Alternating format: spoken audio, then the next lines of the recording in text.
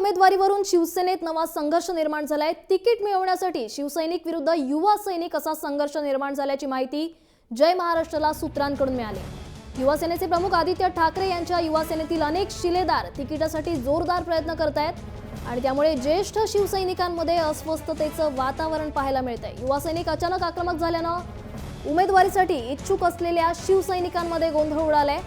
दरम्यान उमेदवारी एकालाच मिळणार असून इतर शिवसैनिकांनी न रागवता कामाला लागावं असं आवाहन शिवसेनेचे पक्षप्रमुख उद्धव ठाकरे यांनी केलंय।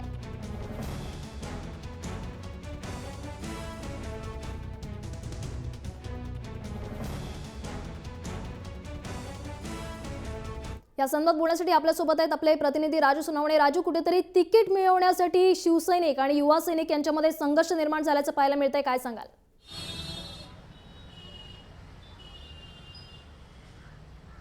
अगदी बरोबर आहे। युवा सेनेमधील जे काही पदाधिकारी आहेत त्यांनी जोरदार जे आहे ती सेटिंग लावण्याचा प्रयत्न केलेला आहे।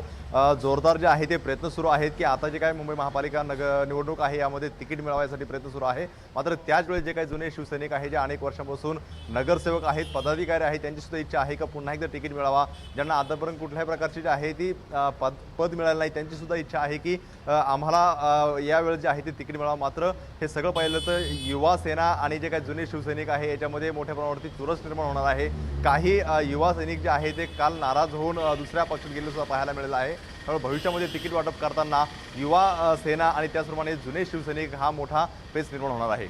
राजूच बघायला गेलं तर गेल्या 2-3 महिन्यांपासून युवा सैनिकांमध्ये तिकीट मिळवण्यासाठी चढाओढ सुरू आहे आणि त्यामुळेच आता ज्येष्ठ शिवसैनिक कुठेतरी नाराज आहेत, कुठेतरी त्यांच्यामध्ये गोंधळ आहे। काय होईल नेमकं?